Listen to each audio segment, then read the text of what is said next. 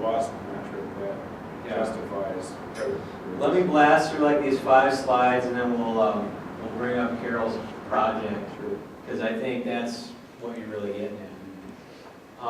So let's try to make some connections real quick. I know I'm going over, but I mean, your eyes are open.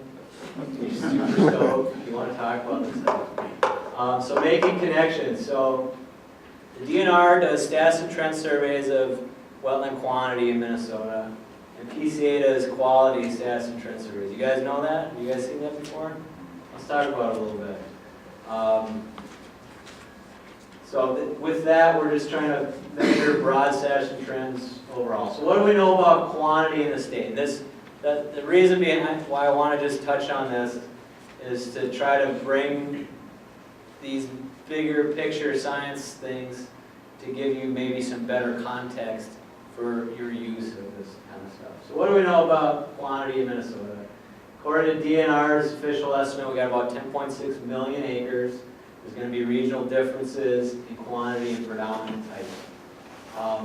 This is the same DNR data, but it's we took out a minor class or two and extrapolated on a different scale, so we end up with 2.47 million acres.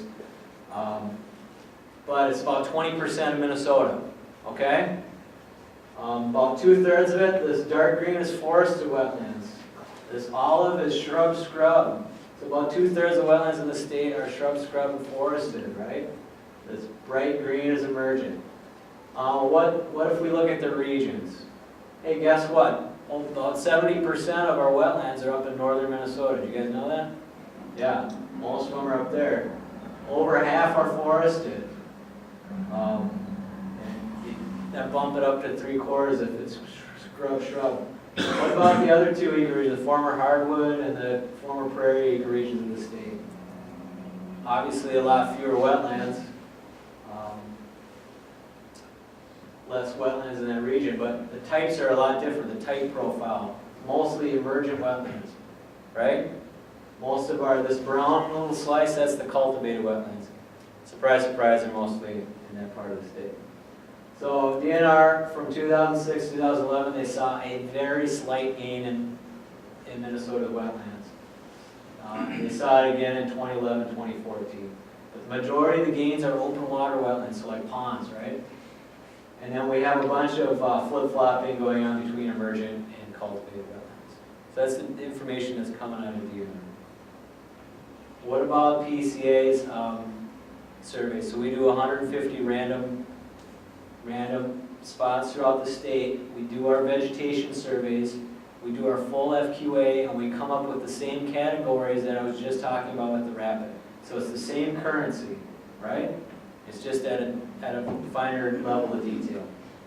So statewide, most of our wetlands are in that exceptional condition. So all that stuff we're talking about, all those definitions and the data that went behind it, most of our wetlands are exceptional, which is actually pretty surprising. But maybe not when you think about kind of the layout of the state, right? So here are the regional differences. So up north, surprise, surprise, most of our wetlands are in really good shape. So why is the big statewide pie chart have so much blue and green on it? That's where most of the wetlands are. Most of the wetlands are. That's why you get the statewide number. But of course, it's a totally different picture in other parts of the state. All right, it's the exact opposite. Not only in the former prairie in terms of quality, but the former hardwood forest. Most of the wetlands are in some sort of fair or poor condition. So there's been a lot of changes in the communities. What about, what can we say by type? So we can do these estimates by wetland type statewide, but we can't go statewide by region. It just parses the data too much. But we can say something about types. Our forested wetlands are in pretty good shape. Shrub wetlands are in pretty good shape statewide. The emergent is, we have significantly higher number of poor or rate of poor compared to our overall rates. So if there's problems in the state with wetlands quality, it's going to be in those emergent wetlands, broadly speaking. So let's dial it in a little more about these emergent communities. So we have shallow marsh, sedge matter, otherwise known as ridge vent for DNR, and our fresh meadows. We don't have a lot of data for sedge mat, so it's kind of hard to tell what's going on there, but most of those are up north anyway. But really, we're seeing our big red spikes in the shallow marshes and fresh meadow. And it's really driven by these non-native species. It's going to be reed canary grass and invasive cattail. Probably not that big a news for you, but here we go. We have numbers, we have data to back those assertions up. Right? And this just kind of backs it up more. So this is the relative non-native species cover by community type for the state of Minnesota. So if you took all the shallow marshes, about half of the cover of all the shallow marshes in Minnesota is non-native invasive species. It's going to be, narrow-leaf cattail and hybrid cattail. And most of that's going to be, in the more developed part of the state. So this is the kind of data and the kind of information we're getting off of this survey. Oh, and our last little nugget is prior plowed wetlands. So when we're doing our survey, we were able to get some information on what wetlands have been plowed before and now have been left to revert back to quote-unquote natural wetland or with hydrophytic vegetation. And in the developed part of the state, it's equal for these two ecoregions. About 14 to 16% of those were prior plowed and then have now gone back to wetland, whether it was an active restoration, this was some sort of active restoration. And this one they were just plowing it and just let it be and came back. But hey, surprise, surprise, when it comes back, almost all the time it happens to have poor vegetation. I think the other 16% was in the fair area. So these are like the types of nuggets that, so what kind of connections can we get here? So let's say you're in Wright County, you're doing a rapid FQA on a fresh meadow, reed canary grass about 25–50%. It comes out as a fair. Is this an expected outcome given where you are in the state?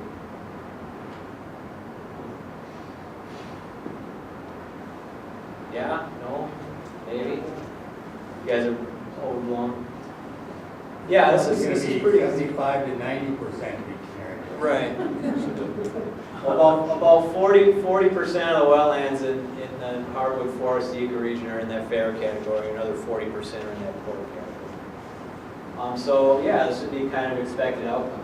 Say you're in the same county, same wetland type, your reed canary grass is like 1 to 5% cover, and you have a rich species in there, and it comes back as a good. Is that an expected outcome? No. So you're looking at something pretty good for that context in that ecoregion. So maybe that kind of alters where the path of whatever work you're doing. About the same scenario, but you're in Blue Earth County. Like where you have it as a fair versus a good. Is that expected? Yeah, because the wetland quality is about the same overall in those two ecoregions. So in those situations, it's kind of the same type of context. Say there's a passive restoration in Candioi County Farm Field. What's the predicted veg quality? Is it going to be poor? Good? What do you think after that prior plowed slide I just showed you? Poor. Poor. Aiken County, you're surveying a clear-cut coniferous swamp for some reason. Your alder cover is increased. There are plenty of tamarack seedlings there. What should we assess this as? Should we assess this as like a alder thicket? Or should we assess it as a coniferous swamp? Seedlings aren't big enough yet. Could be interpreted either way. I would tend to call it an impacted coniferous swamp myself. Because what? You have evidence that it used to be a swamp, there's stumps there, and B, it was done by man, because there's stumps there. And usually those types of situations end up being fair, might be kind of a temporal type of deal. Hopefully in 50 years it's coniferous swamp again. You have high quality vegetative collected a long time ago. You're being asked to compare with current conditions. You only have time and the ability for rapid FQA. Can you compare the two?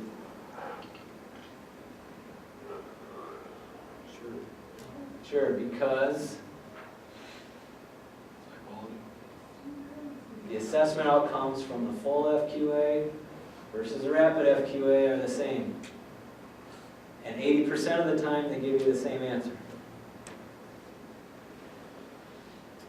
So this I think we're just kind of running out of time, but I guess the main message is that we have, we're producing the results from these surveys, and might be able to help you place your results in a greater context. This is what Carol was supposed to talk about. Bowser has a new project where they're applying. It's the full FQA on some mitigation sites. So basically their goal is to describe veg quality for 3 different populations of depressional wetlands. These intensively restored sites, so they've been seeded and planted. They have a pretty good mix, 7 to 15 years old, versus passively restored, where like you're just breaking a tile, but you're not doing any seeding or planting, versus just the natural wetlands in that area. So I think this is pretty exciting, and it speaks to what Jason was talking about, and maybe, on the relative arc, I think, for applying this thing is pretty new, and the wheels turn slowly, right? So I think one of the outcomes of this is they're going to Bowser's going to consider in a more organized fashion how can FQA be used in performance criteria for mitigation. So they're in the first year of that project, and they got 2 more to go. I would say if you have any detailed questions on that, to ask Carol Strom.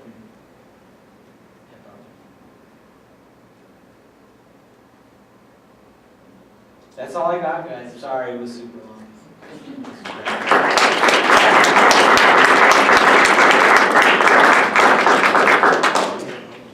If you got any other questions you want to talk, I'll be here for 5 minutes.